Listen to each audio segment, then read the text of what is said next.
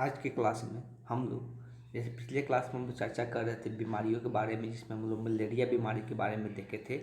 आज वैसे ही निमोनिया के बारे में देखना है। तो नमोनिया जो होता है, नमोनिया जो रोग होता है वो कौन सा कारक जीवाणु से होता है? ये भी कारक जीवाणु ही होता है, मतलब कैरियर के काम करता है, एक जगह दूसरी जगह लेके जाता है बीमारी को।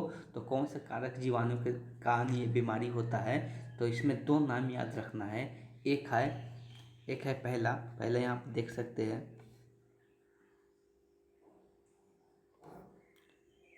पहला यहाँ पे दिया हुआ है कि स्ट्रेप्टोकोकस नमोनिया, दूसरा है होमोफिल्स इन्फ्लुएंजी। तो ये दो नाम ध्यान में रखना है और इसको लिख भी लेना है। तो नमोनिया से होने वाली जो बीमारी है, ये हेडिंग डाल के यहाँ से लेके यहाँ तक नोट डाउन कर लेना है। ये रोग कहाँ पे होता है? तो हम लोग को जो फुसफुस, हम लोग को जो फेफड़ा होता है, तो फेफड़ा का जो वायु कोश होता है, हम लोग पढ़ते हैं कि हम लोग फेफड़ा ये दोनों तरफ रहता है इस प्रकार से, और यहाँ पे छोटा छोटा वायु कोश फेफड़ा में पाया जाता है। यही वायु कोश क्या होता है, सूख जाने के कारण ये तरल होता है और ये सूख जाता है, तो हम लोग को सांस लेने में प्रॉब्लम हो जाता है। तो इसी कारण से ये बीमारी उत्पन्न होता है। ज्वर, खांसी, और इसमें क्या लक्षण देखने को मिलता है? बुखार हो जाएगा, खांसी और सिर दर्द बहुत ज़्यादा रहेगा। होंठ की उंगलियों में नाखूनों का रंग, इसे होंठ और उंगलियों के नाखूनों का रंग क्रमशः नीला टाइप का होने लगता है। तो ये सब इसका क्या होता है, लक्षण देखने को मिलता है। रोग साधारणतः संक्रमित व्यक्ति के गिलास या बर्तन के इस्तेमाल करने से भी हो जाता है। तो जिनको ये बीमारी रहता है, अगर उसका वो उनके गिलास और उनका बर्तन अगर कोई दूसरा को यूज करता है तो उनको भी बीमारी हो जाएगा। इसलिए कि वो कौन सा जीवाणु, ये सब जो कारक जीवाणु है, ये जीवाणु क्या होता है कि उसके द्वारा हम लोग के शरीर में भी चला जाता है, जिसके कारण दूसरे के शरीर में भी ये बीमारी आसानी से इंजेक्ट कर जाता है। ठीक, तो आगे देखते हैं सामान्य जुखाम, जो हम लोग को नॉर्मल देखने को मिलता है। आगे जो बीमारी है सामान्य जुखाम, जो कि हम लोग को नॉर्मल कब देखने को मिलता है? तो अक्सर हम लोग को देखने को मिलता है नॉर्मल जब खांसी सर्दी जो होता है उसको हम लोग सामान्य जुखाम कहते हैं, जो गला खसखसाते रहता है। तो ये सब सामान्य जुखाम में आता है।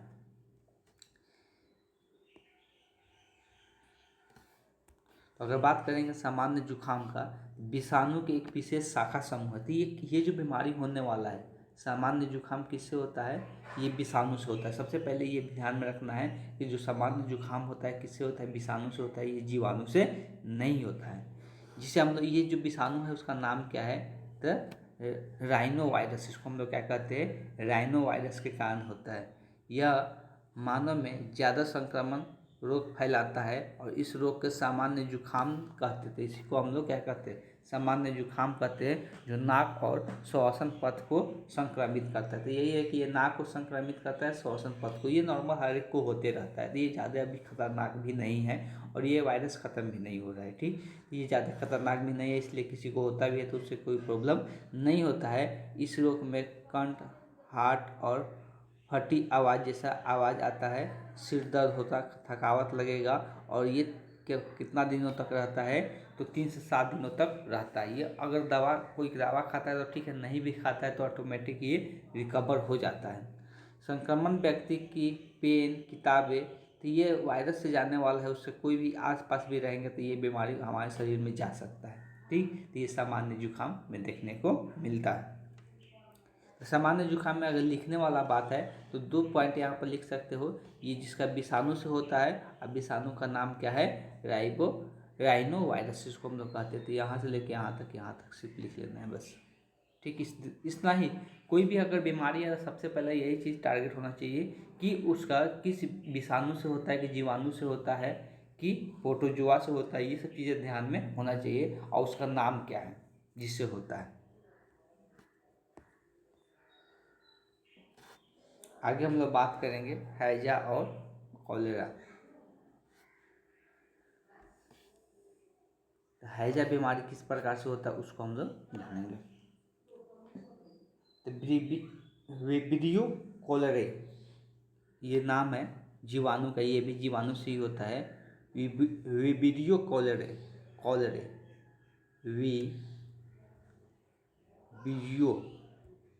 विब्रियो कॉलेरे, कॉलरी नामक जीवाणु होता है। तो ये भी जीवाणु से होता है। ये कैसे होता है? दूषित भोजन खाने से या पानी पीने से। ठीक, मनुष्य की छोटी आंत को ये क्या करता है? संक्रमित करता है। तो ये किसको संक्रमित करता है? तो मनुष्य का जो हम लोग छोटी आंत होता है उसको ये संक्रमित करता है। एक विषाक्त पदार्थ स्रावित करता है जिसके कारण बार बार पैखाना जाना पड़ता है। तो उसी को हम लोग क्या कहते हैं? हैजा के नाम से जानते हैं, जिसमें बार बार लोगों को पैखाना जाना पड़ जाता है। तो ये बीमारी नॉर्मल भी देखने को मिलता है। तो ये एक जीवाणु से होता है, इस बात को ध्यान में रखना है।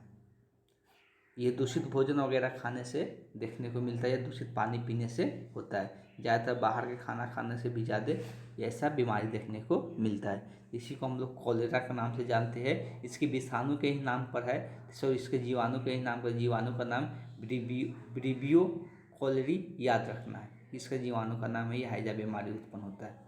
कुछ इसका लक्षण का बात कर लेते हैं। बार बार पानी जैसा पकाना होता है, उल्टी आता है, कमजोरी लगता है, बेचैनी पकड़ता है।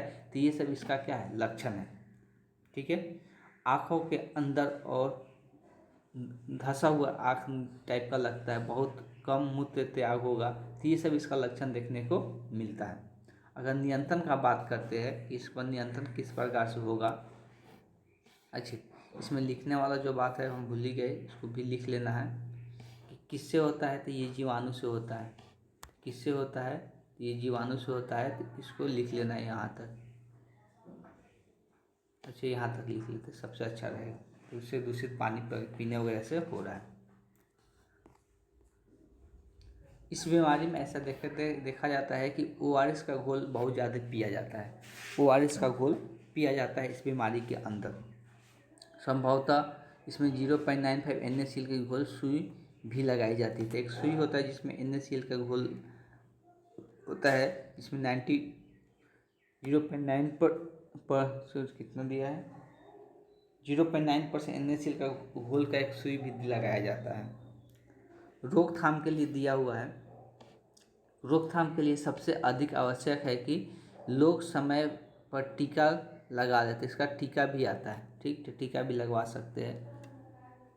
समाज सेवकों के घर जाकर तथा सार्वजनिक स्थान स्वास्थ्य विशेष कॉलेरा के संबंध जानकारी देना चाहिए। तो वही चीज़ लिख रहा है कि समाज सेवकों का घर घर जाकर क्या करना चाहिए? सार्वजनिक स्थान पर इसके बारे में विशेष जानकारी लोगों को देना चाहिए।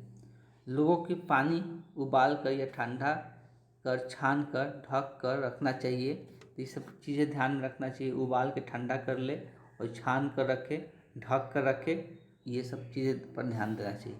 पीने की पानी क्लोरीन से भी जीवाणु मुक्त कर ले सकते हैं। अब देखो, हम लोग पता है क्लोरीन जो होता है गैस, ये जो जीवाणु होता है पानी के अंदर उसको नष्ट करने के लिए इस्तेमाल किया जाता है। तो उसको नष्ट करने के लिए इस्तेमाल किया जाता है।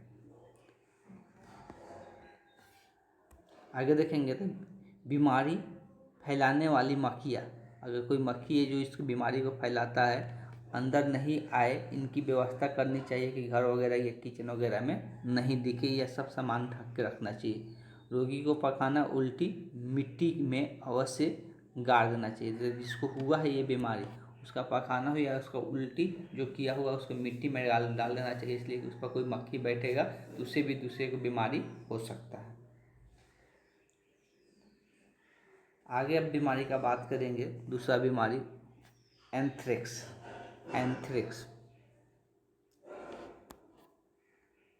एंथ्रेक्स क्या होता है उसको हम लोग समझेंगे। बैक्टीरिया बेसिलस एंथ्रोसिस पालतू गाय। अब देखो ये किससे होने वाला है? बैक्टीरिया मतलब जीवाणु। अब इंग्लिश हिंदी दोनों नाम याद रखना है, इसलिए कहीं पर भी कुछ भी लिखा हुआ मिल सकता है। तो बैक्टीरिया जो बीमारी होने वाला है किससे होने वाला है? बैक्टीरिया से होने वाला है। और ये बैक्टीरिया किसके माध्यम से होता है? तब पालतू गाय होता है, भैंस होता है, कुत्ता होता है, बकरी होता है, को संक्रमित करके एंथ्रेक्स नामक भयंकर रोग में ग्रसित कर देता है। तो ये सब किसको संक्रमित करता है? गाय को, भैंस को, कुत्ता को, बकरी को। फिर पशुओं के संपर्क में मनुष्य रहता है तो ये मनुष्य में भी बीमारी हो जाता है। अगर ये बीमारी किसमें? गाय, भैंस, बकरी, ये सब में अगर है और इसके आसपास अगर मनुष्य भी कोई रहता है तो उसके अंदर भी ये बीमारी चला जाता है। तो इस बात को ध्यान में रखना है। तो एंथ्रेक्स हेडिंग डाल के यहाँ से लेके यहाँ तक लिख लेना है। एंथ्रेक्स सबसे पहले ध्यान रखना है बैक्टीरिया से होने वाला रोग है। अब बैक्टीरिया का नाम अगर कोई पूछे तो बैक्टीरिया का नाम क्या है? Bacillus anthracis, bacillus anthracis. ठीक, इस बात को ध्यान में रखना है। संक्रमण त्वचा द्वारा कम होता है। ये संक्रमण जो होता है त्वचा द्वारा कम होता है 20%। ये वेट कर लीजिए,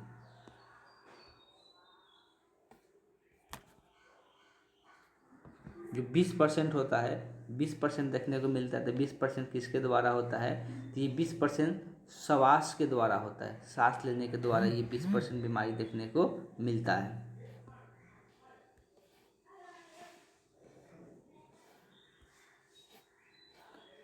सांस लेने में कष्ट होने लगता है। आहार नाल द्वारा संक्रमण, उल्टी, दर्द, भूख में कमी तथा आंत में खून की उल्टी होने लगती है। तो ये सब चीज़ें देखने को मिलने लगता है। और ये चीज़ें तो समझ में आ गया कि ये किसके द्वारा होता है, कौन सा बैक्टीरिया के द्वारा होता है और इसको फैलाने वाला कौन होता है। तो ये पहले पालतू जानवर में आता है, गाय, कुत्ता, भैंस, ये सब में पहले देखने को मिलता है। अगर इसको रोकथाम के लिए बताया जा रहा है कि एंथ्रेक्स के बचने के लिए टीका आता है, 93% सुरक्षा ये कर देता है। एंटीबायोटिक औषधियाँ लेनी चाहिए और कुछ एंटीबायोटिक औषधियाँ भी आता है इसको ठीक करने के लिए, और इसके लिए टीका भी आता है जो कि 93% कारगर होता है। अब हम लोग बात करेंगे क्षय रोग, जिसको नॉर्मल भाषा में हम लोग टीबी कहते हैं। TB, tuberculosis. ठीक, ये भी बीमारी बहुत खतरनाक होता है अभी के डेट में। ट्यूबरकुलोसिस के साधारण क्षय रोग कहा जाता है। तो वही चीज़ है, ट्यूबरकुलोसिस को ही हम लोग क्या कहते हैं? क्षय रोग के नाम से जानते हैं। यह रोग मनुष्य के फेफड़ा, हड्डी, श्वास नली, लसिका ग्रंथि इत्यादि में होता है। तो सबसे ज़्यादा इम्पॉर्टेंट जो होता है फेफड़ा के अंदर ये बीमारी देखने को मिलता है और इसमें बहुत ज़्यादा खांसी भी होता है। लोग जानते भी है इस बीमारी के बारे में। इस रोग का कारण है जीवाणु माइक्रोबैक्टीरियम ट्यूबरकुलोसिस। ये भी जो बीमारी है किससे होने वाला है? जीवाणु से होने वाला है। टीबी जो बीमारी होता है वो किससे होता है? जीवाणु से होता है। और उस जीवाणु का नाम क्या है? तो माइक्रोबैक्टीरियम ट्यूबरकुलोसिस। यह ट्यूबरकुलिन नामक एक विष स्रावित करता है जो संक्रमित अंगों में पूर्ण रूप से फैलकर उस अंग को क्या कर देता है? क्षतिग्रस्त पूरी तरह से कर देता है। अब इसमें लिखने का बात है तो यहाँ से लेके कहाँ तक लिख सकते हैं? यहाँ तक लिख सकते हैं, यहाँ तक। ठीक, ये कंप्लीट यहाँ तक लिख लेना है। और ध्यान में रखना है कि ये जो बीमारी होने वाला है किससे होने वाला है? तो बैक्टीरिया से होने वाला है। इसका मतलब जीवाणु से होने वाला बीमारी है। यह विशेष संक्रामक रोग जैसे रोगी को कफ और खांसी संसर्ग में आने वाले स्वस्थ व्यक्ति के भी इसका शिकार होना पड़ सकता है। अब देखो, अब ये बार बार ये खांसते रहते हैं इंसान जिनको टीबी हुआ रहता है, और अगर दूसरे व्यक्ति के संपर्क में आते हैं तो दूसरे व्यक्ति को भी ये बीमारी हो सकता है। फेफड़ा, श्वास नली आदि के संक्रमण से होने वाले फेफड़ा का टीबी कहते हैं। और इसमें रोगी को भूख कम लगती है, बराबर बुखार रहता है। तो ये सब इसका लक्षण देखने को मिलता है। कभी कभी खांसी के साथ मुंह से रुधिर भी निकलने लगता है। तो कभी कभी ऐसा भी देखने को मिलता है जब खांसी इतना ज़्यादा होता है उससे ब्लड आना भी शुरू हो जाता है। कभी कभी लसिका ग्रंथि के संक्रमण से ग्रंथियाँ फूल जाती है और एवं लसिका ग्रंथि का टीबी कहते हैं। तो लसिका ग्रंथि में भी ये देखने को मिलता है, और ये लसिका ग्रंथि इस जीवाणु से क्या हो जाता है? फूल जाता है, जो हम लोग कहते हैं इसको लसिका ग्रंथि का टीबी कहते हैं। सामान्य रोगी बुखार आना, रात में शरीर के पसीना निकलना, ये सब हम लोग को लक्षण देखने को मिलता है कि रात में शरीर से पसीना निकलेगा, बुखार आएगा, रुधिर युक्त कफ निकलेगा, मतलब हम लोग जो खांसते हैं उस टाइम उसमें रुधिर का मात्रा निकलेगा, मतलब ब्लड का मात्रा भी देखने को मिलेगा। वज्रपन में कमी इत्यादि इसमें लक्षण देखने को मिलता है। बहुत दिनों तक लगातार विशेष प्रतिजैविक दवाओं का सेवन करने से इस बीमारी से नियंत्रण हो सकता है। अगर बहुत लगातार दिनों तक हम लोग क्या करते हैं, दवा का सेवन करते हैं, तो ये बीमारी ठीक हो सकता है और शुरुआती दौर में रहेगा तब।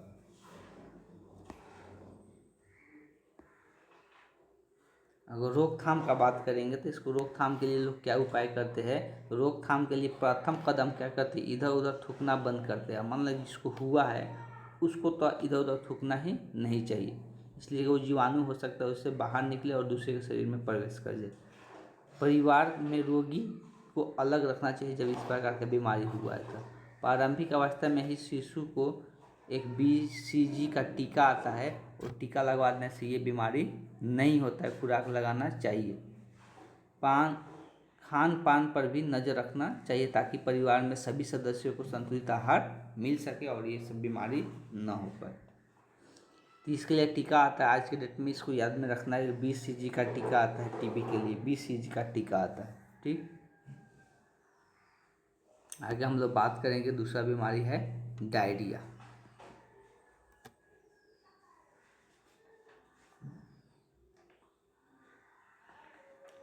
तो अगर डायरिया की बात करते हैं तो सभी विकासशील देश में डायरिया फैला हुआ है, जितना भी विकासशील देश है। विकासशील मतलब जो विकसित कर रहा है, ठीक है, विकासशील मतलब विकसित जो कर रहा है अभी देश, जैसे इंडिया विकासशील देश में आता है।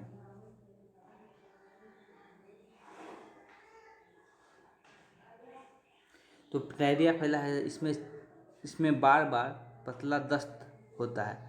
तो बार बार पतला दस्त देखने को मिलता है, मतलब वही पैखाना होता है जो साधारणतः 24 घंटे से ज़्यादा समय तक होता है। यह आंत के संक्रमण से होता है, तो ये भी आंत के में ही संक्रमण होता है, जिसके प्रोटीन का कारण यह प्रोटोजोआ जीवाणु विषाणु से संक्रमित व्यक्ति को होता है। अब देखो इसमें विभिन्न कारण हो सकता है, ये प्रोटोजोआ से भी हो सकता है, जीवाणु से भी हो सकता है, विषाणु से भी संक्रमित हो सकता है। इसका अन्य कारण कुपोषण, अच्छे से पोषण न लेना, दूषित भोजन खाना, शराब का सेवन करना, ये सब विशेष अलग अलग प्रकार के कारण दिया हुआ है। अब देखो इसको कम से कम यहाँ से तो बार बार यहाँ से लिख सकते, यहाँ से लेके यहाँ तक, इसको यहाँ से लेके यहाँ तक लिखना है, ठीक है, कंप्लीट। अब अगर इसका लक्षण का बात करेंगे,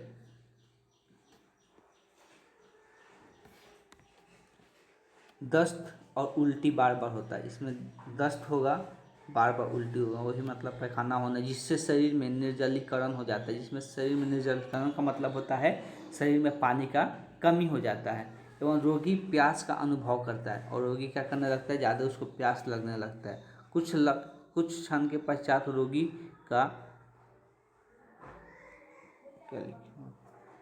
का गाल के भीतरी भाग और नाक सूजने लगता है, तो गाल और नाक क्या होने लगता है, सूजने लगता है।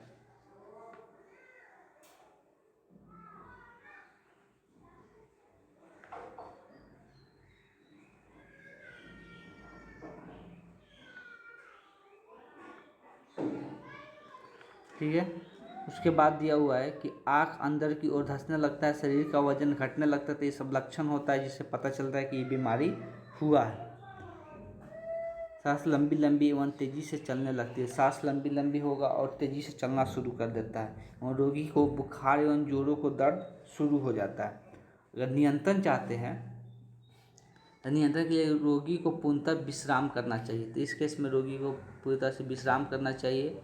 इलेक्ट्रोलाइट पाउडर जो आता है उसका सेवन करना चाहिए, ये ज़रूरी हो ही जाता है। डायरिया में शरीर के निर्जलीकरण हो जाता है, जिसकी क्षतिपूर्ति हेतु 200 ml पानी के 1 चम्मच शर्करा और आवश्यक लवण मिश्रित कर। आप देखो बहुत लोग क्या करते हैं, चीनी और पानी का घोल पीने लगते हैं, तो उससे भी पानी का क्षतिपूर्ति होता है शरीर में, या ORS का घोल पीते हैं लोग निर्जलीकरण बंद करने के लिए, जो पानी का पूरी तरह से कमी हो जाता है उसको ख़त्म करने के लिए।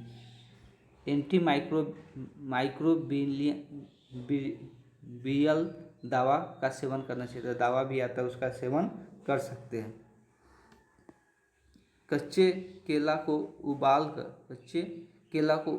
उबाल कर उसमें हल्का नमक मिलाकर अच्छी तरह से मथ कर सेवन करना चाहिए, जो डायरिया को रोकने में काफ़ी सहायता करता है। तो केला का भी सेवन कर सकते हैं, लेकिन उसको उबाल कर। ठीक, रोकथाम के लिए दिया हुआ हमेशा अदूषित शुद्ध भोजन, मतलब शुद्ध भोजन खाना चाहिए। पेयजल का सेवन करना चाहिए जो कि स्वस्थ हो। स्वस्थ बिछावन के इस्तेमाल करना चाहिए, जो हम लोग जिस पर लेटते हैं सोते हैं तो वो पूरी तरह से साफ़ सुथरा होना चाहिए। फल और सब्जियों को भी धोकर खाना चाहिए। संक्रमण से बचा कर रखने के लिए भोजन का ढक कर रखना चाहिए। तो ये हर एक चीज़ में आ रहा है कि भोजन जो भी होता है हमेशा उसको ढक कर रखना चाहिए। खाने से पहले साबुन से हाथ धो लेना चाहिए। ये सब चीज़ें ध्यान देना चाहिए रोगी को।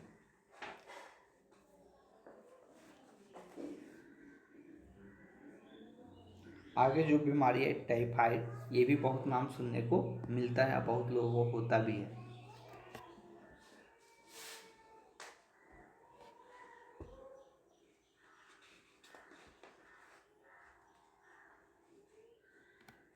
बीच में बहुत सारा रोग है, देखते हैं कितना टाइफाइड के बारे में जान लेते हैं।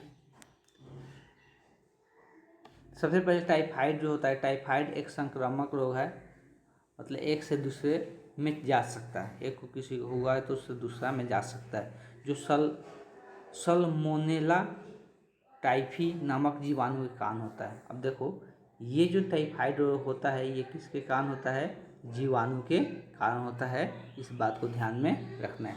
यह जीवाणु रोगी के मल मूत्र एवं रोगी के रक्त में पाया जाता है। तो ये कहाँ पे होता है? तो रोगी के जो मल मूत्र होता है उसमें पाया जाता है और उसके ब्लड में पाया जाता है।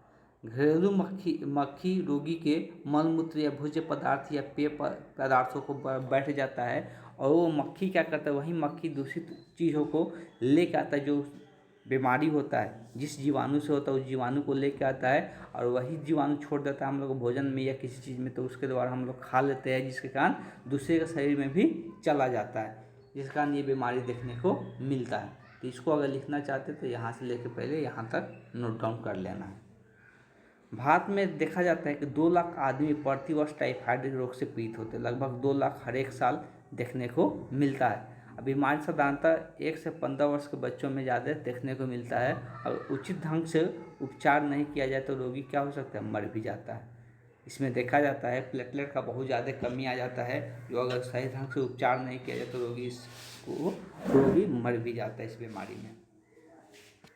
लक्षण का बात करेंगे तो लक्षण में इसमें देखने को मिलता है, इसमें सिर दर्द, आमाशय दर्द के साथ साथ मानसिक तनाव भी देखने को मिलता है। सिर दर्द देखने को मिलेगा, आमाशय में दर्द होगा, हम लोग आमाशय जो पेट वाला हिस्सा होता है उसमें दर्द देखने को मिलेगा।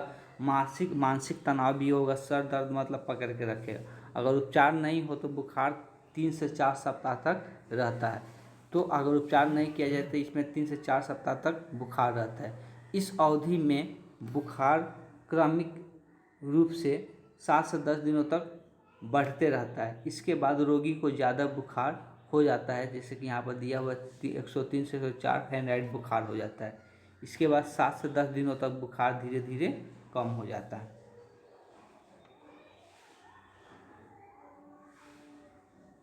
नियंत्रण का बात करेंगे इस पर, तो टाइफाइड बुखार का नियंत्रण प्रतिजैविक के द्वारा होता है।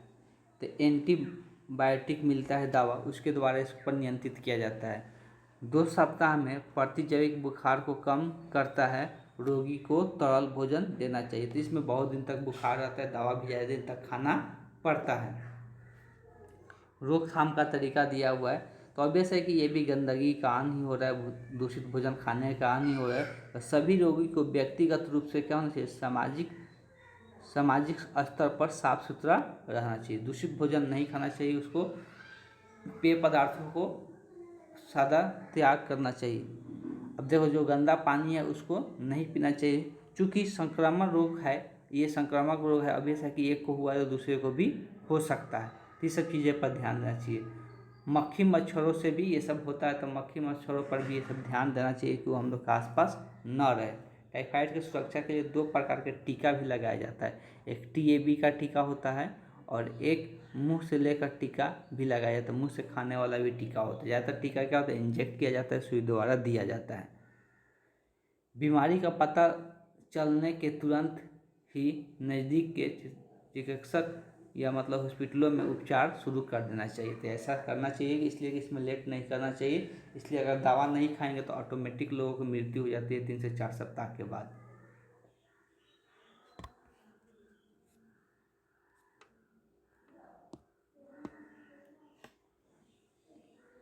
आगे जो हम लोग को बीमारी पढ़ना है वो है इन्फ्लुएंजा।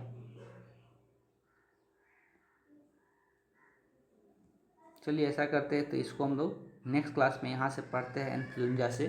आज के लिए क्लास यहीं पर एंड करते हैं।